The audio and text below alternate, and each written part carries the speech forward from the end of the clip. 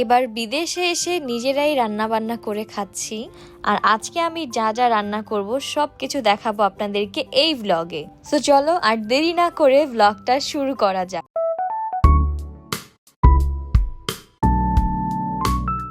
তো সারা দিন blog shoot করে এখন চলে যাচ্ছি রান্না করার জন্য। আর এদিকে আজকে আমরা বাংলাদেশ থেকে অনেক কিছু এনেছিলাম, সো এগুলো একটু পরে গুছিয়ে রাখবো। আর এখন হচ্ছে আমি চলে এসেছি রান্নাঘরে। এখানে আমি আজকে রান্না করব গরুর মাংস। থাইল্যান্ডে গরুর মাংস পাওয়াটা একটু টাফ, বাট ফাইনালি আমরা পেয়ে গিয়েছি। আর আমি আজকে মজা করে গরুর মাংস রান্না করব। This is the second time যে আজকে আমি গরুর মাংস রান্না করতেছি। তো এখানে আমি এক এক করে সবগুলো মশলা দিয়ে দিচ্ছিলাম। তো এইদিকে রাকিব আমার শাশুড়ির সাথে কথা বলতেছিল আর দেখাচ্ছিল যে আজকে আমি গরুর মাংস রান্না করতেছি। এই ট্রিপে এসে টুকটাক রান্না বান্নাও শিখে গেলাম। তো যাই হোক, আস্তে আস্তে করে আমি আমার সবগুলো মশলা দিয়ে নিচ্ছিলাম। আর আমি আসলে অনেক বেশি কনফিউজ ছিলাম, যেহেতু আমি সেকেন্ড টাইমের মতো রান্না করতেছি, কোনটা কতটুকু দিবে বা কতটুকু দিলে ঠিক হবে। বাট যতটুকু যা পারতেছিলাম বুঝে বুঝে দিচ্ছিলাম। অ্যান্ড এখানে আমি একটু টমেটো আর মরিচও অ্যাড করে ফেললাম। আর লাস্টে একটু ঘিও দিয়ে নিচ্ছি। আর তারপর গরম মশলা যা যা ছিল আমি এগুলোও দিয়ে ফেললাম। সো সব মশলা দেওয়া ডান। এখন এটাকে আমি সুন্দর করে মাখিয়ে নিব। তো এখানে আমি 1 কেজির গরুর মাংস নিয়ে নিয়েছিলাম। আর এখন এগুলো সবগুলো সুন্দর করে মিক্স করে নিচ্ছি। তো এখানে সবকিছু মিক্স করার পর আমার মনে হলো যে আমি একটু শুকনা মরিচও দিয়ে দিই। আর এর মধ্যে রাকিব আমাকে হেল্প করতেছিল।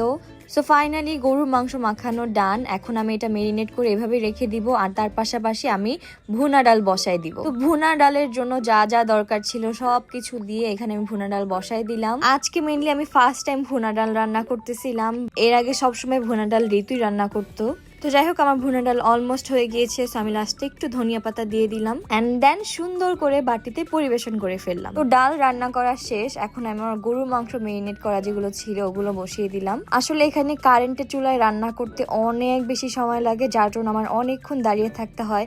তো আমি একটা বুদ্ধি করে এখানে গরম পানি বসিয়ে দিচ্ছিলাম যাতে তাড়াতাড়ি রান্নাটা কমপ্লিট হয়ে যায়। আর আমরা যেই ফ্ল্যাটে উঠেছিলাম এখানে আসলে তেমন কোনো পাতিলও ছিল না, এটা ঢাকনাও ছিল না, এই জন্য আমি ঢাকনা বানিয়ে ফেললাম এটা দিয়ে। তো এর মধ্যে আমি মাঝে মাঝে নেড়ে চেড়ে নিচ্ছিলাম। তো যাই হোক, আই নো আপনারা এখন সবাই দেখতে চাচ্ছেন যে আমার কিচেনটা আসলে দেখতে কিরকম। তো আমি ভাবলাম কেন না আপনাদেরকে এই ভিডিওতেই একটা কিচেন ট্যুর দিয়ে দেই।